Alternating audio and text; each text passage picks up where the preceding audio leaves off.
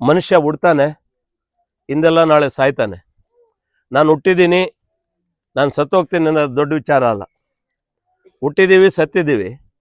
ಆದರೆ ಬದುಕಿದ್ದ ಕಾಲದಲ್ಲಿ ನಾವು ಸಮಾಜಕ್ಕಾಗಿ ಏನು ಮಾಡಿದ್ದೀವಿ ಅಂತಕ್ಕಂಥದ್ದು ಮಾತ್ರ ಉಳಿತಕ್ಕಂಥದ್ದು.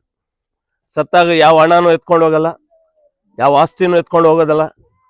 ನಾವು ಏನು ಸಮಾಜಕ್ಕೆ ಒಂದಷ್ಟು ಕೊಡುಗೆ ಕೊಟ್ಟಿದ್ದೀವಿ, ಸಮಾಜಮುಖಿ ಕೆಲಸಗಳನ್ನು, ಸಮಾಜಕ್ಕೆ ಬೇಕಾಗಿರ್ತಕ್ಕಂಥದ್ದನ್ನು ಕೊಟ್ಟಿದ್ದೀವಿ, ಅದನ್ನು ಯಾವತ್ತೂ ಕೂಡ ಸಮಾಜ ಶ್ಲಾಘಿಸ್ತದೆ. ಆ ನಿಟ್ಟಿನಲ್ಲಿ ನಮ್ಮ ಸಾರ್ಥಕತೆ ಒಂದು ಬದುಕನ್ನು ಕಾಣಬೇಕಾದ್ರೆ ಒಂದು ಮನಸ್ಥಿತಿ ನಮ್ಮಲ್ಲಿ ಇರಬೇಕು, ಸಮಾನತೆ ಒಂದು ಮನಸ್ಥಿತಿ ಇರಬೇಕು. ನಾನು ಬದುಕಬೇಕು, ಪಕ್ಕದಲ್ಲಿ 4-6 ಜನ ನನ್ನ ಜೊತೆನೂ ಬದುಕಬೇಕಂತಕ್ಕಂಥ ಒಂದು ಮನಸ್ಥಿತಿ ಇಟ್ಕೊಂಡು ಬದುಕಿದಾಗ ಒಂದು ಆರೋಗ್ಯಕರವಾದಂಥ ಒಂದು ಸಮಾಜವನ್ನು ನೋಡಲಿಕ್ಕೆ ಸಾಧ್ಯ ಆಗ್ತದೆ. ಕೆಲವೊಂದು ಸಂದರ್ಭದಲ್ಲಿ ಒಂದು ಪ್ರಕೃತಿಯ ಒಂದಕ್ಕೆ ವಿರುದ್ಧವಾಗಿ ಕೂಡ ಮನುಷ್ಯ ಹೋಗ್ತಾನೆ.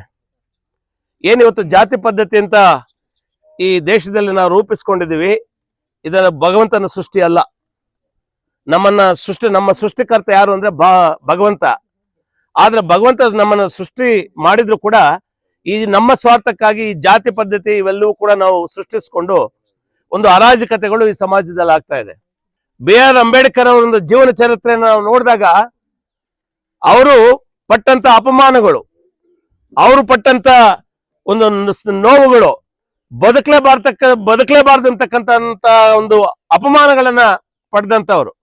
ಆದ್ರೂ ಕೂಡ ಅವೆಲ್ಲವನ್ನು ಕೂಡ ಮೆಟ್ಟಿ ಒಂದು ಸಂವಿಧಾನ, ಭವ್ಯ ಸಂವಿಧಾನವನ್ನು ಈ ದೇಶಕ್ಕೆ ಕೊಟ್ಟರು. ಆದ್ರೆ ನಾನು ಈ ಸಂದರ್ಭದಲ್ಲಿ ನಮ್ಮ ಅರಿವು ಭಾರತ ಇವತ್ತು ಏನು ಪ್ರಾಮಾಣಿಕ ಪ್ರಯತ್ನವನ್ನ ಮಾಡ್ತಾ ಇದೆ, ಒಂದು ಅಸ್ಪೃಶ್ಯತೆ ಒಂದು ನಿವಾರಣೆ ಮಾಡ್ಬೇಕಂತಕ್ಕಂಥ ಒಂದು ಸಂಕಲ್ಪವನ್ನ ಹೊಂದಿದೆ. ಅದಕ್ಕೆಲ್ಲರೂ ಕೂಡ ನಾವು ಕೈ ಜೋಡಿಸ್ಬೇಕು. ಯಾಕೆ ನಾವು ಮಾನವರು, ನಾವು ಮನುಷ್ಯ ಹುಟ್ಟಿದೀವಿ, ನಾವು ಮಾನವೀಯ ಮೌಲ್ಯಗಳನ್ನು ಬೆಳೆಸ್ಕೊಂಡು ಹೋಗ್ಬೇಕು. ದೊಡ್ಡವರು ಒಂದು ಮಾತು ಹೇಳ್ತಾರೆ, ಮೌಲ್ಯಗಳು ಯಾಕೆ ಬೇಕು ಮನುಷ್ಯನಿಗೆ.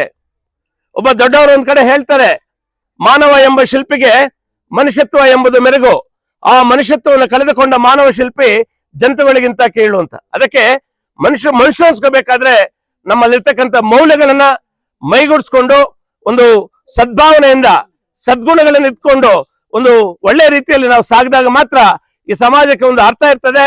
ಈ ಒಂದು ಸಂಪೂರ್ಣ ಒಂದು ಅಸ್ಪೃಶ್ಯತೆಯನ್ನ ಹೋಗಲಾಡಿಸೋದಕ್ಕೆ ನಾವೆಲ್ಲರೂ ಕೂಡ ಪಣ ತೊಟ್ಟು ಕೆಲಸ ಮಾಡಿದಾಗ ಮಾತ್ರ ಒಂದು ಮುಕ್ತ, ಅಸ್ಪೃಶ್ಯ ಮುಕ್ತ ಒಂದು ಸಮಾಜವನ್ನು ನೋಡ್ಲಿಕ್ಕೆ ಸಾಕ್ತದೆ. ಇದು ಒಬ್ಬರಿಂದ ಆಗ್ತಕ್ಕಂಥ ಕೆಲಸ ಅಲ್ಲ, ನಾವೆಲ್ಲರೂ ಕೂಡ ಕೈ ಜೋಡಿಸ್ಬೇಕು.